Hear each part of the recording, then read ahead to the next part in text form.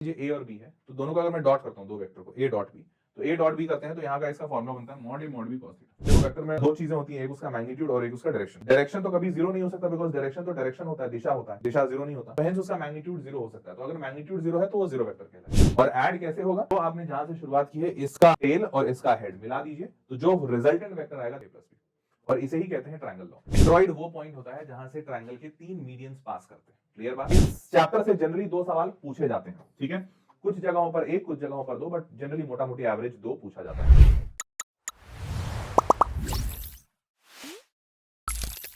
नमस्कार, आदाब, सत श्री अकाल और खुशामदीद। Very very welcome to all of this session. This is your master teacher Harsh Priyam, जो कि आज बात करने आए हैं वेक्टर्स के बारे में। तो आज ये जो सेशन होने वाला है, ये छोटा सा सेशन होगा, मुश्किल से 20 से 30 मिनट में आपको वेक्टर चैप्टर की पूरी थ्योरी बता दूंगा। और हाँ, ध्यान रखिएगा, इस चैप्टर की जो थ्योरी मैं आपको बताऊंगा, मैं आपको बोर्ड के हिसाब से, जेडब्ल्यू के हिसाब से, या किसी भी कॉम्पिटिटिव एग्जामिनेशन के हिसाब से जो 12वीं के लेवल पे होता है, क्लास 12 के लेवल पे होता है कोई भी कॉम्पिटिशन, उसकी पूरी थ्योरी इसमें कवर कराऊंगा। तो ध्यान रखिएगा, इस सेशन को आप एक बेंचमार्क की तरह ले सकते हैं कि अगर आपको पूरी थ्योरी कंप्लीट करनी है तो आप इस सेशन को देखिए। चाहे वो थ्योरी स्टेट बोर्ड की हो, चाहे वो सीबीएसई की हो, चाहे वो जेडब्ल्यू की हो, चाहे वो एनडीए की हो, वो सारी थ्योरी इसमें कवर्ड होगी। हाँ, जेई से जो ऊपर लेवल के एग्जाम्स हैं, जैसे एडवांस एग्जामिनेशन, ओलंपियाड, उसकी थ्योरी नहीं मिलेगी, बट उसके नीचे लेवल की सारी है। ठीक है, तो आज इस सेशन में 20 से 30 मिनट में बैठ के आप ये पूरी वेक्टर की थ्योरी कंप्लीट कर लेंगे। अब आप सबसे पहले इस चैनल पे सब्सक्राइब हो जाइए, बिकॉज आपको इस चैनल पर ऐसा बेहतरीन कंटेंट मैं देता रहूंगा। और ये जो पूरी थ्योरी का जो पीडीएफ है, इस सेशन का जो पीडीएफ होगा जिसमें मैंने पूरी थ्योरी बनाई है, ये दो जगह आपको साथ शेयर करूंगा। पहला तो इसी सेशन के नीचे डिस्क्रिप्शन बॉक्स में सेशन पीडीएफ लिखा हुआ है, इस लिंक पे क्लिक कीजिएगा। जैसे ही क्लिक करेंगे आपसे आपका लॉगिन मांगेगा, वेदांतु लॉगिन। अगर आपका वेदांतु लॉगिन बना हुआ है दैट्स ग्रेट, नहीं बना हुआ है अगर आपका वेदांतु लॉगिन, तो मोबाइल नंबर डाल के, ओटीपी डाल के लॉगिन बना लीजिएगा। फ्री ऑफ कॉस्ट है, एब्सोल्युटली कोई उसमें पैसे नहीं लगेंगे। ठीक, उसके बाद यहां से आप डाउनलोड कर सकते हैं। अदरवाइज मैं सारे के सारे पीडीएफ, सारा का सारा test, assignment, daily practice paper, सब कुछ अपने टेलीग्राम चैनल पे भी डालता हूं। तो इस टेलीग्राम चैनल पर अगर आप नहीं है तो आप यहां पे जाकर, ये भी फ्री ऑफ कॉस्ट है, सब्सक्राइब करना, यहां पर जाकर भी ये पीडीएफ ले सकते हैं। ठीक, तो आप टेलीग्राम पर आ जाइए या फिर यहां से ले लीजिए, जैसे भी आपकी इच्छा हो। आप एक पीडीएफ जरूर डाउनलोड कर लीजिएगा ताकि पूरे चैप्टर की थ्योरी आपके पास एकदम इंटैक्ट पड़ी हुई हो। क्लियर, चलिए जी आगे बढ़ते हैं। अब टॉपिक्स टू बी कवर्ड। तो आज के सेशन में क्या करेंगे, सबसे पहले basics of vector, section formula बताएंगे क्योंकि इससे सवाल आते हैं काफी। एडिशन ऑफ वेक्टर्स क्या होगा, components of vectors and product of vectors, majorly यहीं से सारे सवाल बनते हैं। ठीक है, तो चलिए शुरू करते हैं इस सेशन को। चलो भैया, तो ध्यान रखिएगा, इस चैप्टर से जनरली दो सवाल पूछे जाते हैं। ठीक है, कुछ जगहों पर एक, कुछ जगहों पर दो, बट जनरली मोटा मोटी एवरेज दो पूछा जाता है।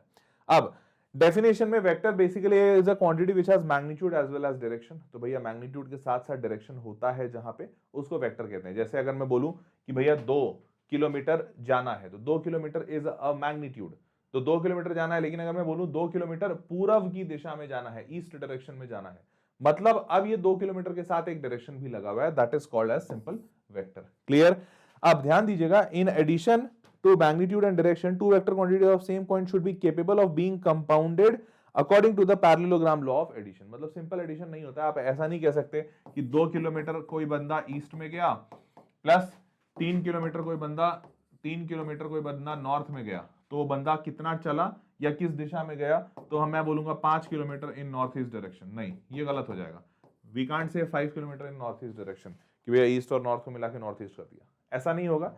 और इसके एडिशन के लिए वही यहां पे लिखा हुआ है कि पैरेललोग्राम लॉ को आपको फॉलो करना होगा। ठीक, अब ये पैरेललोग्राम लॉ आगे देखेंगे। अब टाइप्स ऑफ वेक्टर ध्यान देख लीजिए। सबसे पहला होता है जीरो वेक्टर, एक ऐसा वेक्टर जिसका मैग्नीट्यूड जीरो हो। देखो वेक्टर में दो चीजें होती हैं, एक उसका मैग्नीट्यूड और एक उसका डायरेक्शन। डायरेक्शन तो कभी जीरो नहीं हो सकता, बिकॉज डायरेक्शन तो डायरेक्शन होता है, दिशा होता है, दिशा जीरो नहीं होता, तो हेंस उसका मैग्नीट्यूड जीरो हो सकता है। तो अगर मैग्नीट्यूड जीरो है तो वो जीरो वेक्टर कहलाएगा। ठीक, अब आगे बढ़ते हैं, और इसको नल वेक्टर भी कहते हैं। इसको कई बार जीरो पे पावर या जीरो पे के ऊपर ऐसा डंडा टाइप से भी दिखाते हैं। ठीक है, यूनिट वेक्टर क्या होता है, एक ऐसा वेक्टर जिसका मैग्नीट्यूड 1 हो।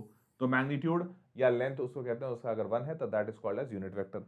फ्री एंड लोकलाइज्ड वेक्टर क्या होता है, ध्यान से देखिएगा। When there is no restriction to choose the origin of vector then it is called a free vector.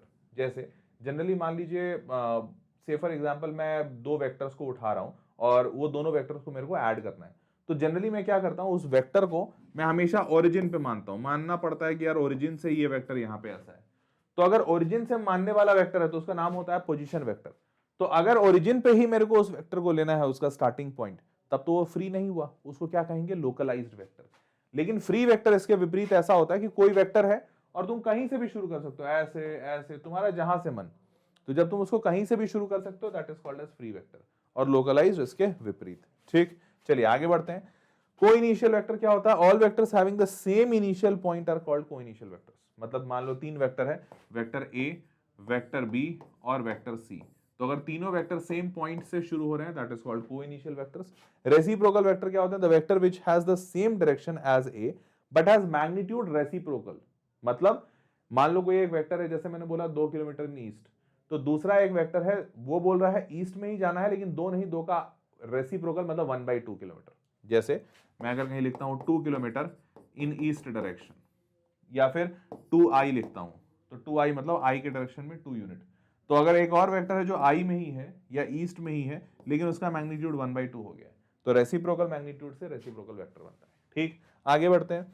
Like and unlike vectors क्या होते हैं, vectors are said to be like if they have the same direction and unlike if they have the opposite direction. ध्यान रखिएगा, यहाँ पे magnitude से कोई लेना देना नहीं है। तो लाइक अनलाइक, क्योंकि मैग्नीट्यूड का तो हमने बहुत सारा देख लिया, equal vectors, null vector, zero vector. Like unlike सिर्फ उसके डायरेक्शन पे डिपेंड करेगा। ठीक, irrespective of their magnitudes. Collinear और पैरेलल वेक्टर्स क्या होते हैं, कोलिनियर मतलब सेम लाइन में रहने वाले, पैरेलल भी उसी को कहते हैं। जैसे मान लीजिए कोई एक वेक्टर है 2i और एक है 4i, तो 2i और 4i जो है ये दोनों ही i की दिशा में है, तो अब तुम इसी सेम लाइन पे 2i 4i बना दो, या फिर इसको और इसको ऐसा लिख दो, दोनों सेम बात है। तो जब को लीनियर वेक्टर्स होंगे तो वो सेम लाइन में लाई करते हैं, पैरेलल वेक्टर्स भी वही होते हैं। मतलब पैरेलल का मतलब ये है भाई दोनों का डायरेक्शन सेम होना चाहिए। को लीनियर में भी जब सेम लाइन पे होंगे तो डायरेक्शन सेम ही होगा। तो को लीनियर या पैरेलल वेक्टर सेम चीज है, बस इसमें एक चीज ध्यान रखनी है कि दोनों की दिशा एक ही होगी, सेम डायरेक्शन वाले वेक्टर्स को ऐसा कहते हैं। आगे बढ़ते हैं। The sum of two vectors A and B is denoted by A plus B. दोनों के ऊपर डंडा क्यों लगा हुआ है, क्योंकि ए अगर लिखा हुआ है, मान लो ए की वैल्यू है 2, तो अगर मैं इसके ऊपर डंडा लगाता हूं मतलब ये एक वेक्टर है, 2 के साथ कोई ना कोई डायरेक्शन जरूर होगा, सिर्फ 2 नहीं लिख सकते, फिर तुमको यहाँ आई लगाना पड़ेगा। समझ पाए क्या?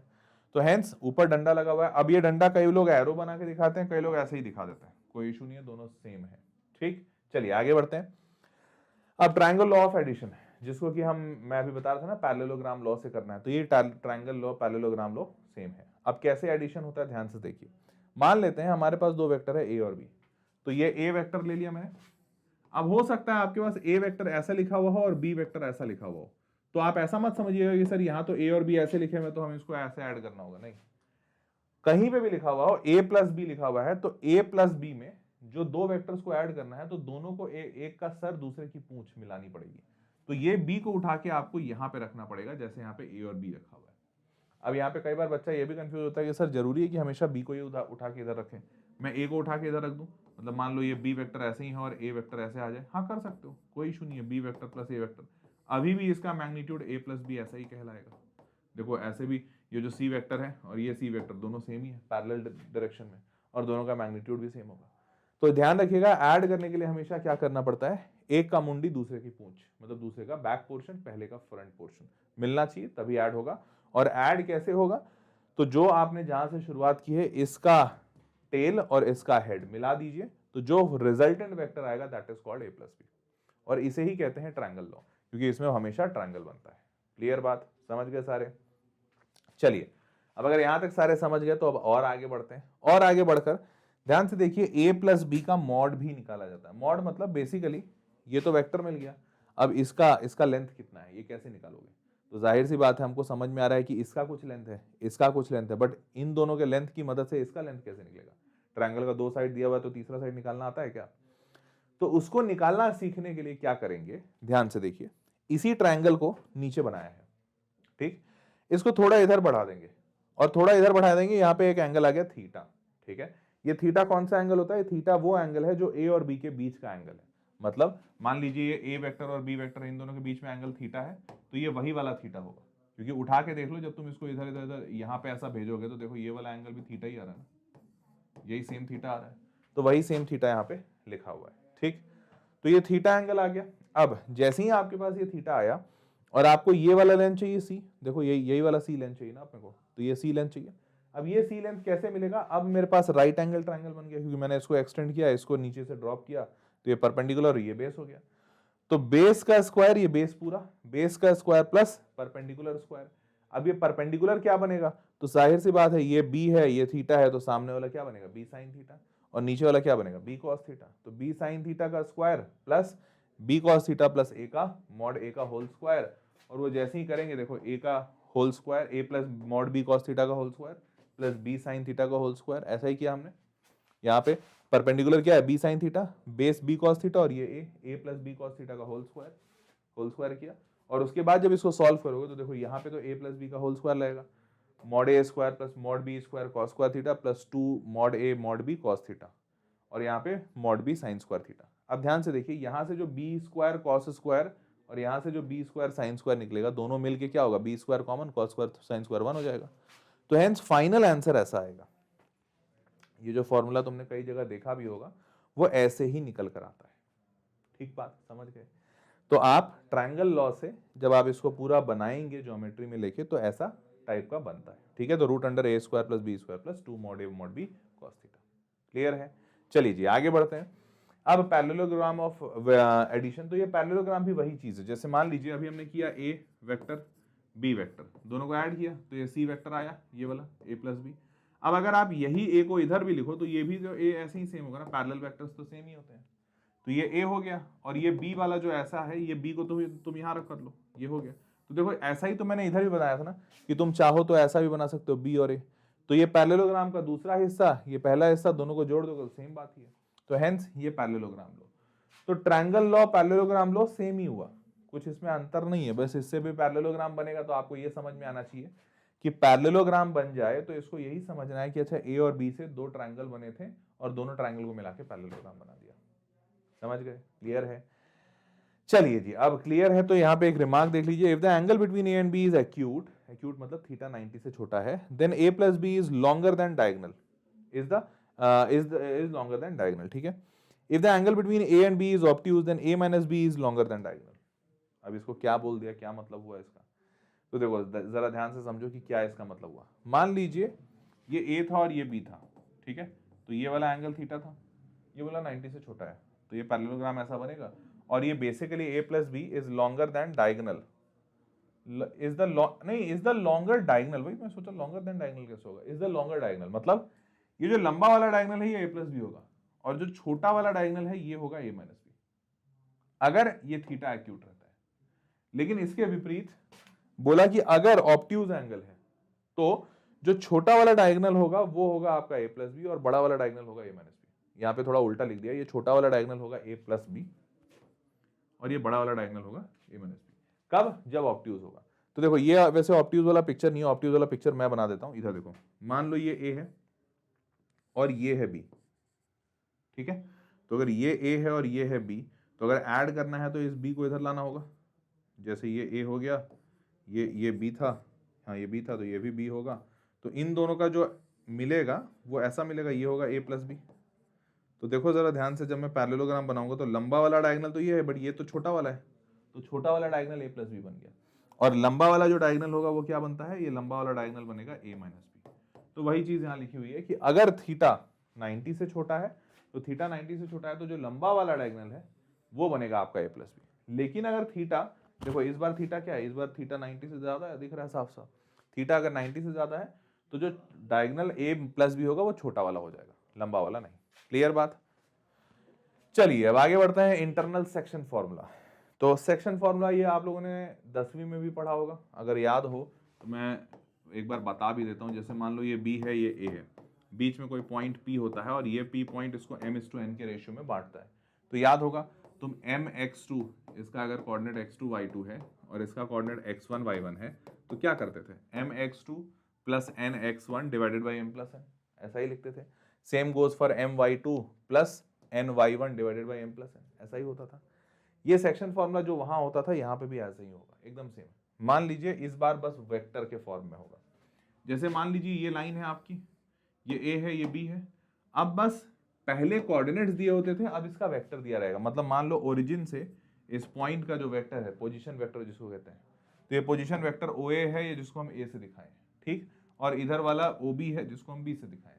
अब मेरे को बीच में एक पॉइंट चाहिए जो पॉइंट सी इसको m/n के रेशियो में बांट रहा है, ठीक है।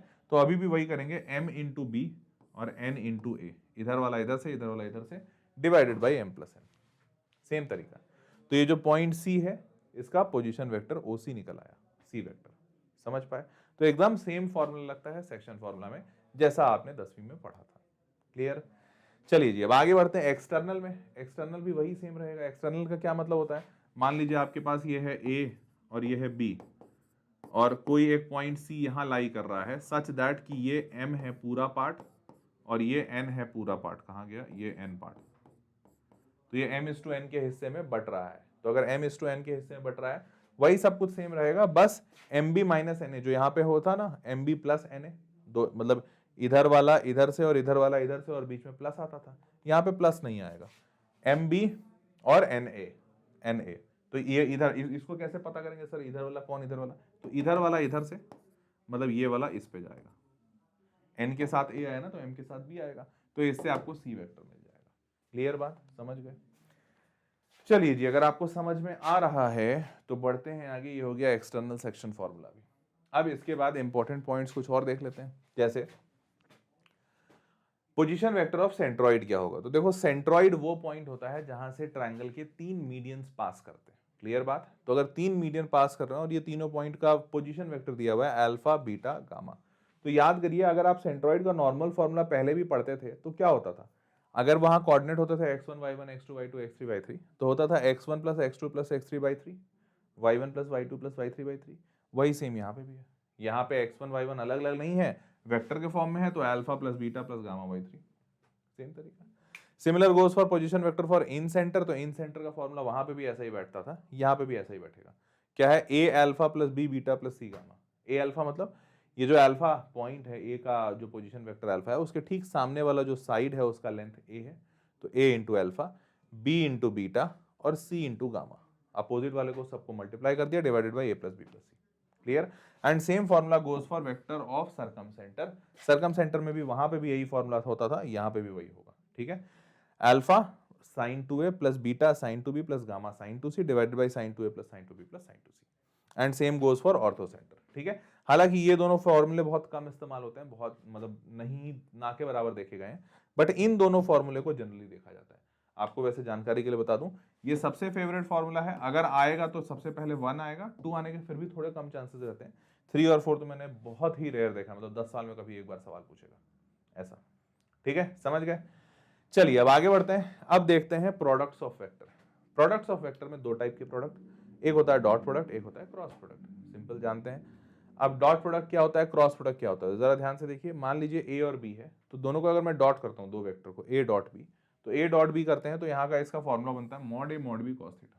क्या बनता है, mod A mod B cos theta. अब मॉड होता क्या है, इन केस अगर किसी को नहीं पता है, क्योंकि बहुत देर से देख रहे हैं अपन मॉड, तो अगर मान लो ए कोई वेक्टर है जैसे 2i प्लस 3j, ठीक है, तो इसका मॉड निकालोगे कैसे, इसका मॉड निकालते हैं रूट अंडर इसका स्क्वायर प्लस इसका स्क्वायर। तो जो भी मैग्नीट्यूड रहता है उसका स्क्वायर करके ऐड कर देते हैं, रूट के अंदर डाल देते हैं।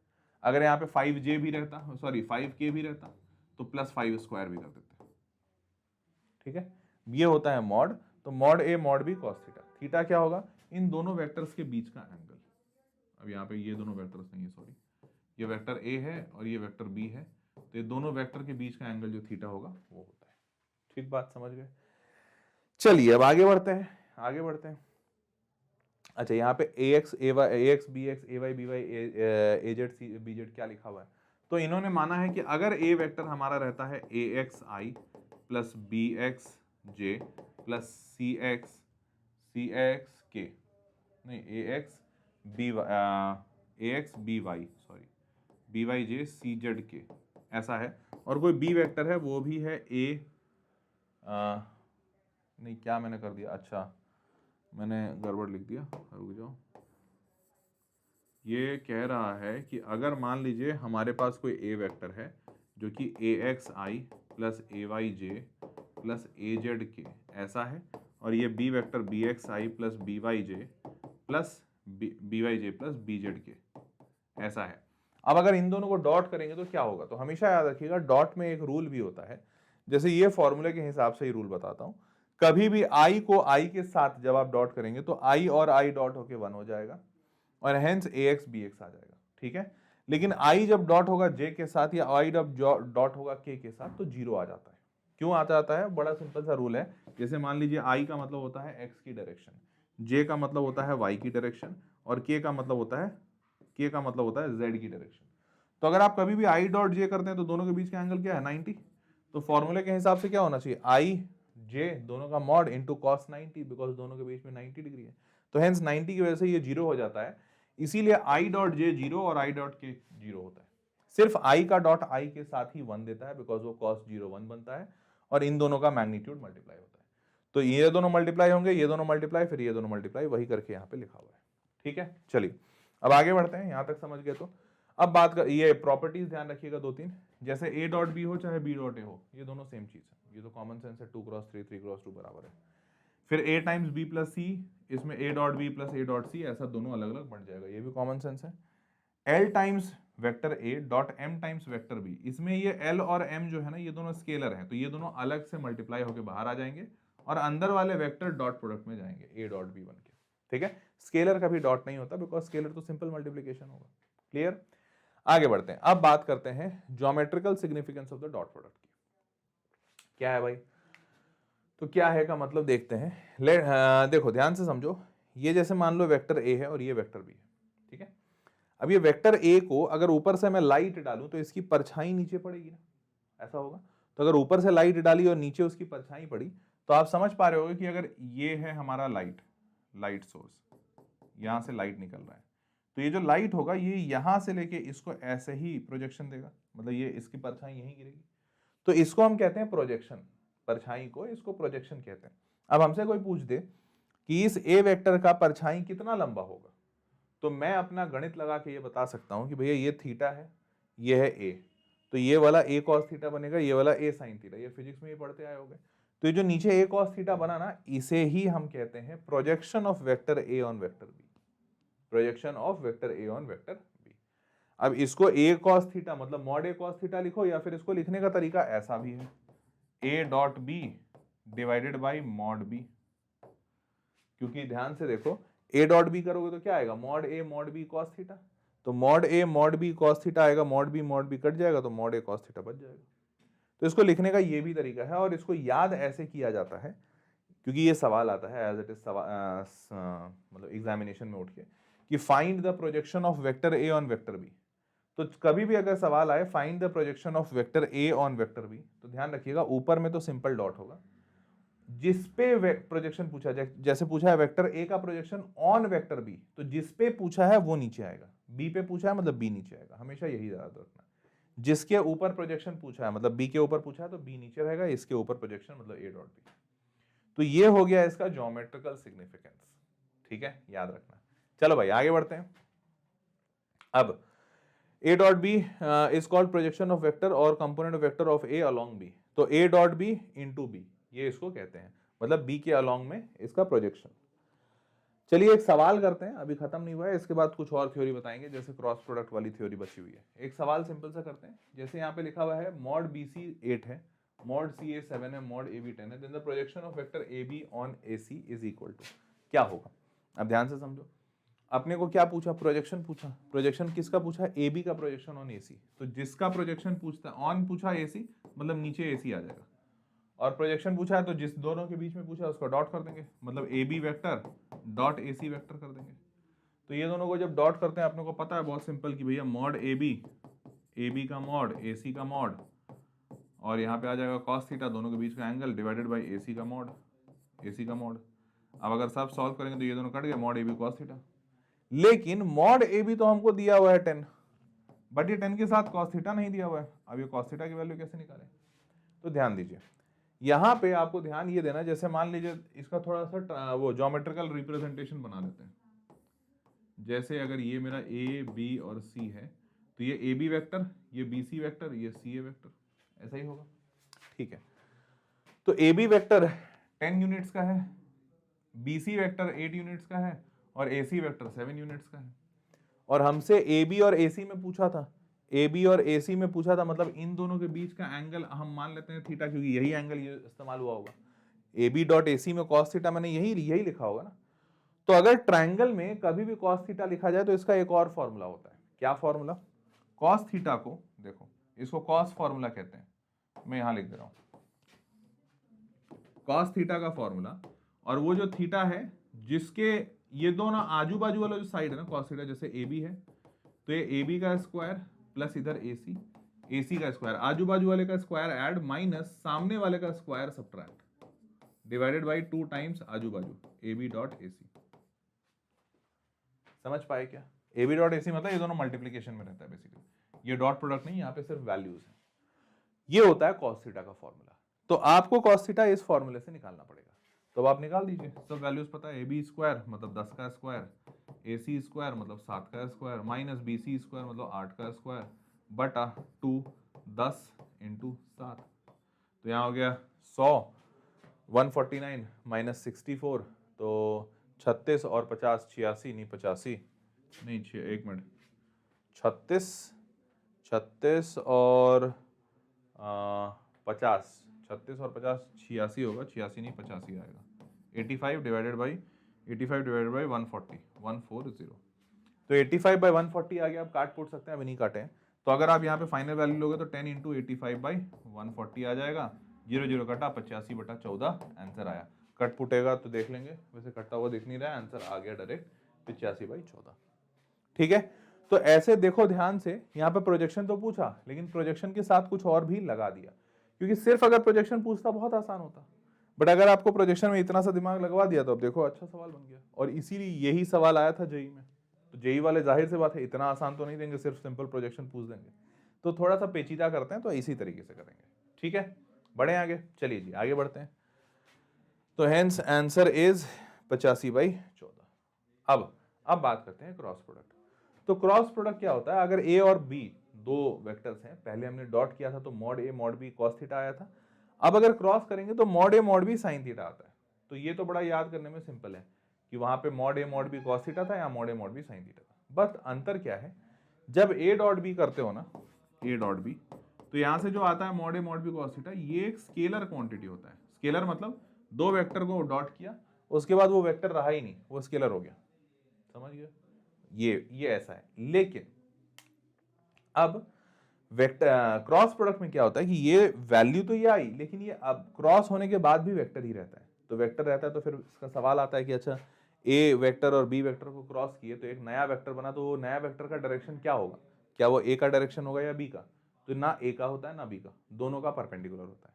मतलब क्या कि जैसे मान लो एक वेक्टर ए लिया और एक वेक्टर बी लिया, ठीक है, तो ए और बी दोनों के परपेंडिकुलर मतलब अगर ए और बी दोनों इस बोर्ड पे है तो बोर्ड से बाहर निकलता हुआ जो रे होगा, इसको मैं अगर दिखाऊं तो थोड़ा ऐसा टाइप से, ये एन वेक्टर, ये वेक्टर होता है इसका क्रॉस प्रोडक्ट का डायरेक्शन।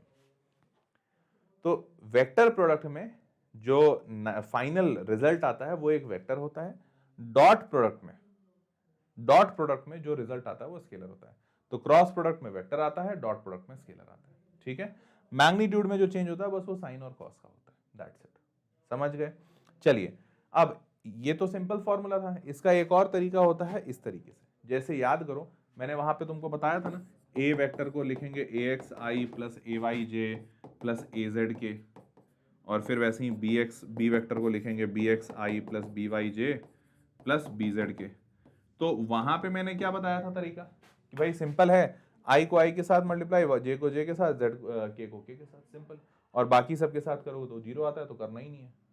बट यहां पे क्या होता है, आपको अगर इन दोनों को क्रॉस करना है तो एक तो ये तरीका, अगर इसको नहीं लेना चाहते हो, मान लो तुमको थीटा पता नहीं है तो नहीं यूज कर पाओगे, तो तुमको ये यूज करना पड़ता है। तुमको लिखना पड़ता है आई जे के, और फिर ये जो वैल्यूज है इनके coefficient A X A Y A Z, इनको यहां लिखना होता है, A X A Y A Z B X B Y B Z, तब जाके क्रॉस होता है। समझ पाए? तो क्रॉस प्रोडक्ट का ये रूल होता है। अब आगे बढ़ते हैं, प्रॉपर्टीज। याद करो, ए डॉट बी में मैंने बताया था कॉमन सेंस कि भैया ए डॉट बी कर लो या बी डॉट ए, बात बराबर है। बट यहां पे बात बराबर नहीं होती। अगर आप ए क्रॉस बी करते हैं तो इसका ज्योमेट्रिकल मीनिंग क्या होता है, कैसे डायरेक्शन आता है? मान लीजिए ए वेक्टर, ये बी वेक्टर, तो अगर आपको ए क्रॉस बी करना है तो आप जो पहले है आप उस पर हाथ रखेंगे और दूसरे वाले की तरफ हाथ मोड़ेंगे। तो ए क्रॉस बी में ऐसा मोड़ा तो अंगूठा बाहर आया, मतलब मेरा जो वेक्टर होगा वो बोर्ड से बाहर निकल रहा होगा। अब अगर मैं बी क्रॉस ए करता तो जिधर भी तुम पहला वेक्टर रखे हो उस पर तुमको हाथ रखना पड़ेगा। तो बी पे हाथ ऐसे ही रखेंगे, ऐसे नहीं रख सकते। क्यों? क्योंकि ऐसे रखेंगे तो हाथ मेरा ऐसे घूमेगा, ऐसे उल्टा तो नहीं घूम सकता ना। और आपको हमेशा हाथ घुमाना है दूसरे वाले की तरफ। तो आप इधर हाथ रखो और अब ऐसे घूमेगा तो अंगूठा अंदर जा रहा है, मतलब इन दोनों बी क्रॉस ए का जो डायरेक्शन होगा वो बोर्ड के अंदर होगा, बोर्ड के बाहर नहीं।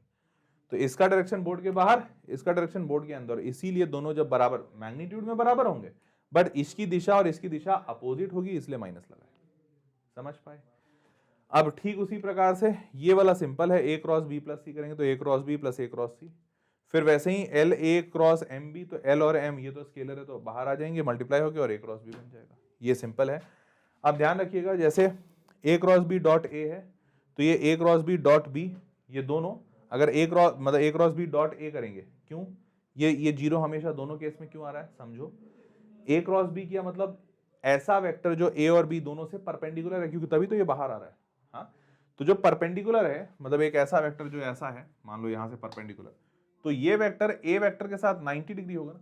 जरा फील करके देखो, वे जो बाहर आ रहा है तो जाहिर सी बात है ये इसके साथ 90 डिग्री, मतलब मैं इसको ऐसा बनाता हूँ, ये ऐसा वेक्टर है तो जाहिर सी बात है ये 90 डिग्री बनाएगा। और कभी भी दो 90 डिग्री के बीच में डॉट होता है तो वो हमेशा क्या देता है? जीरो देता है। तो इसीलिए वो ए के साथ डॉट हो तो भी जीरो, बी के साथ दो हो तो भी जीरो, बिकॉज दो ये ए क्रॉस बी हमेशा ए और बी दोनों से परपेंडिकुलर होता है। समझ गए? अब वैसे ही आई क्रॉस आई, जे क्रॉस जे, के क्रॉस के, जीरो। याद करो डॉट में ये 1 होता था जब हम आई क्रॉस आई करते थे, तो sorry I dot I, dot में क्या होता था? आई डॉट आई करेंगे तो 1 आएगा। आई का डॉट किसी और के साथ कर दें, मतलब आई का डॉट अगर जे के साथ कर दें या आई का डॉट के साथ कर दें तब जीरो होता था। यहाँ पे ऐसा नहीं है, सेम के साथ क्रॉस कर दोगे तो जीरो होगा, दूसरे के साथ करेंगे तो क्या आएगा? तीसरा आ जाएगा। जैसे आई क्रॉस जे करोगे के आ जाएगा, जे क्रॉस के करोगे आई आ जाएगा, के क्रॉस आई करोगे जे आ जाएगा। समझ रहे हो? तो hence this is the rule. और इसको कैसे समझेंगे कि आई क्रॉस जे के साथ करेंगे फिर जे क्रॉस आई के साथ करेंगे तो माइनस के। तो इसको समझने का तरीका ये क्लॉक रूल होता है। यहाँ पे ऐसा घड़ी की दिशा में घूमने वाले एरोज लगा देते हैं, एक पे लिखते हैं आई, एक पे लिखते हैं जे, एक पे लिखते हैं के, और इससे पता करते हैं जैसे आई क्रॉस जे के, लेकिन कोई कर दिया जे क्रॉस आई मतलब उल्टी दिशा में गया तो के माइनस के, फिर वैसे ही के क्रॉस जे माइनस आई या के क्रॉस आई प्लस जे। तो इस तरीके से ये घड़ी की दिशा में घुमाने के तरीके से हम इसका डायरेक्शन पता करते हैं। ठीक बात? चलिए आगे बढ़ते हैं। ज्योमेट्रिकल सिग्निफिकेंस मैंने आपको अभी भी बता दिया, बड़ा सिंपल है ज्योमेट्रिकल सिग्निफिकेंस। ए पे हाथ रखो, बी से निकालो, बाहर आएगा तो मतलब आउटसाइड द प्लेन। तो ये आउटसाइड द प्लेन, ये बड़ा सिंपल था। अब ध्यान रखिएगा एक और चीज, क्या वो एक और चीज ये कि जैसे यहाँ पे area of parallelogram, area of parallelogram जो होता है ना ये ए क्रॉस बी से ही निकलता है। मतलब जैसे ये ए वेक्टर है और ये बी वेक्टर है, तो ये जो आप ए क्रॉस बी करेंगे तो mod A mod B sine theta होगा। तो ये जो मॉड ए, जैसे यहाँ पे क्या आता है mod A mod B sine theta, यही पैरेललोग्राम का एरिया देता है। कैसे देता है? आपको भी पता है कि ये अगर पैरेललोग्राम में देखा जाए तो ये बेस है और ये देखा जाए तो हाइट है, ये वाली चीज। तो पैरेललोग्राम का एरिया भी क्या होता है? Base into height. ट्राइंगल का होता है half into base into height, parallelogram का होता है बेस इंटू हाइट। तो ये बेस ये हाइट, तो ये बेस मिल गया। बेस क्या है? मॉड ए, और हाइट क्या है? Mod B sine theta. क्यों? क्योंकि दोनों के बीच का एंगल क्या है? थीटा। यही है ना, दोनों के बीच का एंगल थीटा। ये ए है ये बी है तो ये क्या हो जाएगा? B sine theta. तो mod A mod B sine theta मतलब ये nothing but area of parallelogram है। ठीक है? और ट्राइंगल में क्या होता है? यही आधा हो जाता है। क्यों? क्योंकि ट्राइंगल में आपको पता है ये अगर बेस है और ये अगर हाइट है तो half into base into height होता है। बेस अपना क्या है? मॉड ए, और हाइट हमने अभी भी निकाला मॉड बी साइन थीटा, तो half A B sine theta half A cross B.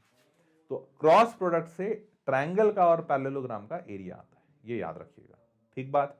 चलिए अगर ये याद रहेगा तो आगे बढ़ते हैं, एक सवाल सॉल्व कर लेते हैं, मजेदार है। सवाल कहता है ए है बी है सी है, if a vector D satisfies this and D dot A is this, तो मॉड डी स्क्वायर क्या होगा? चलिए बनाते हैं। देखो हमारे पास ए बी सी तीनों दिया हुआ है और एक रूल दिया, मतलब एक रिलेशन दिया हुआ है। क्या रिलेशन दिया हुआ है? रिलेशन है D cross B equals to C cross B. ठीक है? तो इसको मैं अगर इधर ले आऊंगा, देखो तो क्या होगा, डी क्रॉस बी, और इसको अगर इधर लाया तो माइनस हो जाएगा और ये हो जाएगा सी क्रॉस बी, और इधर राइट हैंड साइड में कुछ नहीं बचेगा, जीरो। देखो मेरे को दोनों में दिख रहा है कि क्रॉस बी कॉमन है, तो ये डी माइनस सी को एक ब्रैकेट में लिखकर मैं ऐसा लिख दूं क्रॉस बी, क्योंकि अभी अभी हमने ये रूल देखा था कि ये क्रॉस दोनों पे डिस्ट्रीब्यूट होता था, पीछे प्रॉपर्टीज में देखा था। देखो ए क्रॉस बी प्लस सी, तो A cross B plus A cross सी, तो माइनस में भी वही होगा, तो ये कर दिया। अच्छा, और ये इक्वल टू जीरो है। अच्छा जीरो है तो इससे क्या पता चल रहा है, याद करो मैंने बताया था कभी भी दो वेक्टर्स का क्रॉस किया हो और वो जीरो है, इसका मतलब ही ये है कि वो दोनों सेम डायरेक्शन में है, क्योंकि याद करो मैंने बताया था आई क्रॉस आई करेंगे तो जीरो आता है, जब दो सेम दिशा वाली वेक्टर को क्रॉस करते हैं तो जीरो आता है, मतलब ये दोनों सेम दिशा वाले हैं, सेम दिशा मतलब पैरेलल वेक्टर्स। बहुत बढ़िया, तो इसका मतलब d माइनस सी जो वेक्टर है वो पैरेलल है किसके, बी वेक्टर के।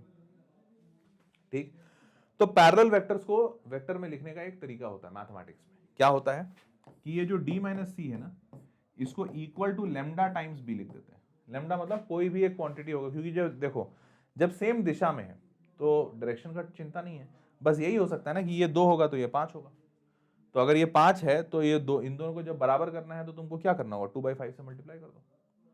ये हो सकता है ये 10 हो ये 2 हो, तो अगर ये 2 है और ये 10 है, दोनों को बराबर करना है तो क्या करना है, 5 से मल्टीप्लाई। तो कोई एक फिक्स क्वांटिटी से मल्टीप्लाई होगा, डायरेक्शन में कोई चेंज नहीं, इसीलिए d minus C equals to lambda भी करते हैं। ठीक, अब ये c को उधर भेज दो तो d की वैल्यू आ जाएगी c प्लस लेमडा भी। अच्छा वेरी गुड, तो d की वैल्यू हमारे पास आ गई c प्लस लेमडा भी, लेकिन हमें लेमडा नहीं पता है, ये तो हमने अपने मन से माना ना, लेमडा पता ही नहीं है तो d नहीं पता चलेगा, d नहीं पता चलेगा तो मॉड d स्क्वायर नहीं निकलेगा। तो इसके लिए एक और चीज दी हुई है, क्या, d dot A equals to 24। अच्छा वेरी गुड, तो अगर लिखा हुआ है d डॉट ए बराबर 24, तो d के जगह पे वैल्यू डालो c प्लस लेमडा भी, और इसमें डॉट a है, ये है 24, तो डॉट a करो मतलब c dot a plus lambda times b dot a। अरे वाह, ये तो आसान होता हुआ दिख रहा है। c डॉट a, दो का डॉट प्रोडक्ट मैंने बताया था आपको, जब भी दो का डॉट प्रोडक्ट आए तो उसके आई वाले को मल्टीप्लाई, जे वाले को मल्टीप्लाई, के वाले को मल्टीप्लाई, दैट्स इट। तो यहाँ पे i के साथ 1 है, यहाँ पे i के साथ 2 है, तो 2 इंटू 1 2, बहुत बढ़िया 2। फिर यहाँ पे 4 है और यहाँ पे -1 है, देखो -1 और 4 मतलब -4। फिर यहाँ पे 2 है और यहाँ पे 4 है, तो 2 4 जा 8, तो बहुत बढ़िया, ये पहले वाले का आ गया, प्लस लेमडा टाइम्स दूसरे वाले का निकालो b dot A. b dot A मतलब इसको और इसको, नहीं सॉरी इसको और इसको, b डॉट ए मतलब इसको इसको, तो b डॉट ए मतलब 3 1 जा 3, 4 इंटू -2 -8, और 2 इंटू 7 14, तो क्या आया 3 -8 और 14, तो लिख दे रहा हूँ 3 - 8 प्लस 14 बराबर 24। अब ध्यान से देखो यहाँ पे क्या लिखा है, 2 - 4 -2 8 - 2 6, तो ये हो गया 6 प्लस लेमडा टाइम्स 3 - 8 -5 14 - 5 9, तो 9 लेमडा इक्वल्स टू 24। अब जरा लेमडा की वैल्यू बता दो, तो 6 उधर जाएगा, 24 - 6 18, 9 लेमडा इक्वल्स टू 18, मतलब लेमडा की वैल्यू 2। अब लेमडा की वैल्यू 2 जैसे ही आई आप यहाँ पे डाल सकते हो, तो आपको डी वेक्टर मिल जाएगा c प्लस 2b मिलेगा ना, तो डी वेक्टर क्या मिल जाएगा, c प्लस 2b। अब c वेक्टर आप लिख दो ऊपर से 2i minus j plus 4k, और प्लस 2 टाइम्स b की वेक्टर लिख दो 3i minus 2j plus 7k। Clear बात, हाँ जी क्लियर बात। अब क्या करना है, 2 तिया 6 प्लस 2 8i, फिर -4 और -1 -5j, और 7 दूनी 14 प्लस 4 18k। ठीक बात, तो 8i minus 5j plus 18k आ गया आपका वेक्टर। अभी वेक्टर जैसे ही आया डी वेक्टर, आपको क्या बोला, इसका मॉड का स्क्वायर, तो इसका मॉड और उसका स्क्वायर, तो वो कैसे निकलता है, इन सब का बस स्क्वायर करके लिख दो, 8 square plus 5 square plus 18 square, solve करो, ये 413 आ रहा है। ठीक है 413, बल्ले बल्ले, समझ गए। तो इस तरीके से ये सारे सवाल सॉल्व होते हैं। हालांकि मैंने सिर्फ आपको 2 ही सवाल दिखाए just to showcase you, but आपको सॉल्व बहुत सारे करने चाहिए, तभी जाके ये सारी थ्योरी जो मैंने आपको पढ़ाई है ये समझ आएगी और इससे आपका फायदा होगा। ठीक है, अब तो सोल्यूशन मैंने बता दिया, तो बस that was all in this entire vectors chapter. आप इस वेक्टर्स चैप्टर के पीडीएफ को इसी वीडियो के डिस्क्रिप्शन बॉक्स में नीचे से डाउनलोड कर लीजिएगा, यहाँ पे इस सेशन के डिस्क्रिप्शन में भी है और नहीं तो टेलीग्राम पे भी, आपको जहां से इच्छा हो आप डाउनलोड कर लीजिएगा। ध्यान रखिएगा, इसके लिए वेदांतु लॉगिन होना आवश्यक है। वेदांतु लॉगिन अगर है तब तो डाउनलोड हो जाएगा, नहीं है तो आप मोबाइल नंबर ओटीपी डाल के लॉगिन बना लीजिएगा, फ्री ऑफ कॉस्ट है। लॉगिन बनाने में पैसे नहीं लगते। हाँ, कोई कोर्स वगैरह पढ़ना होगा तो उसका भले पैसे लगेंगे। ठीक है, समझ गए? तो बस that was all for this session people. I hope you loved and enjoyed it. So see you all in the next session with next chapter, जहां पे और उस चैप्टर की पूरी थ्योरी बात करेंगे। और तब तक के लिए आप लोग अपना ख्याल रखिए, बहुत मजे से पढ़ाई कीजिए। किसी और चीज की आवश्यकता हो, do let me know in the comment box. Bye bye.